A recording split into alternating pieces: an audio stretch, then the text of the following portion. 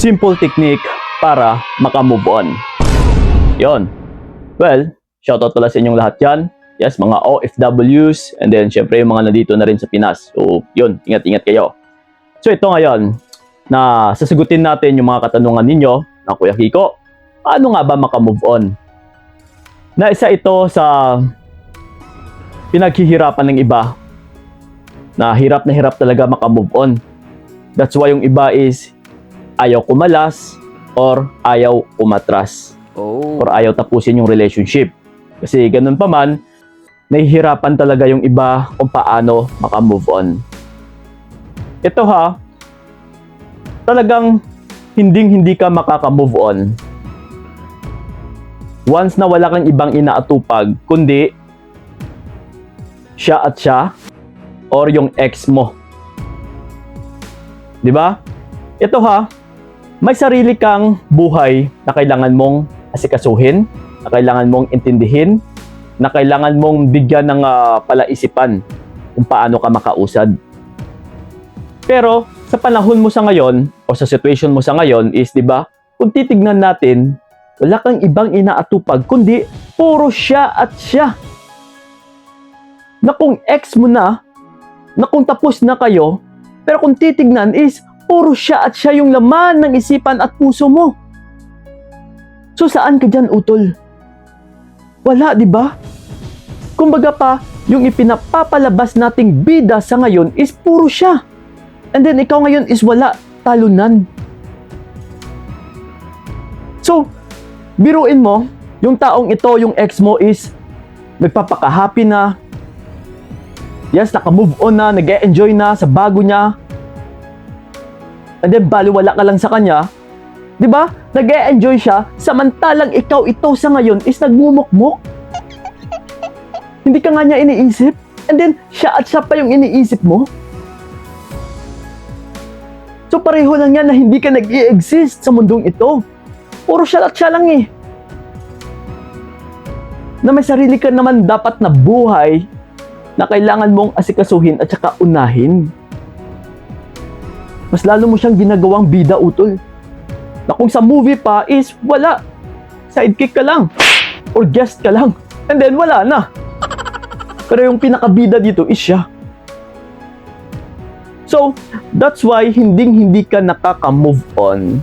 Lalong-lalo na kapag umaasa ka pa. Yes. Yan lang naman yung tanging pinakasusi. At saka yan lang din naman yung tanging pinakaugat kung bakit hindi ka makaka-move on. Once na umaasa ka pa na magkabalikan kayo. Ha? Once na umaasa ka pa na baka magbago siya. Isa talaga ito. Sa pinagkakapitan ng iba na baka magbago pa. Ito mga utol, ginagarantiya ko na sa inyo na wala pong nagbabago na tao para lang sa isang relasyon. Kung ano man yung nakikita ninyo sa pelikula is sa pelikula po lamang yan. Hindi po yan nangyayari sa totoong buhay. Lalo na kapag mahilig ka sa mga Korea drama, Korean novela.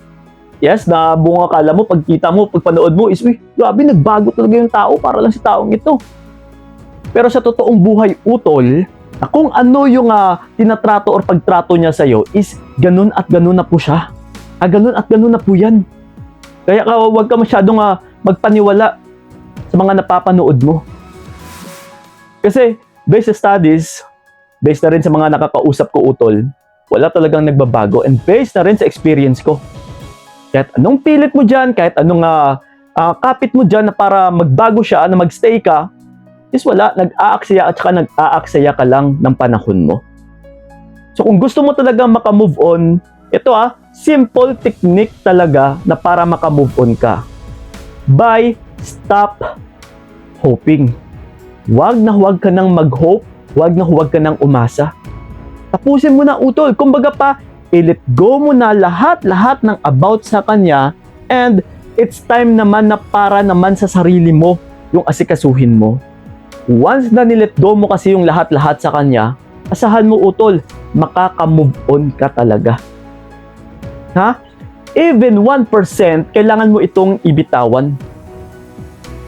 Huwag ka nang kumapit sa maliit na porsyento. Like for example lang isam, Kuya Kiko, what if 0.1 lang yung pinanghahawakan ko? Still, hindi ka makaka-move on.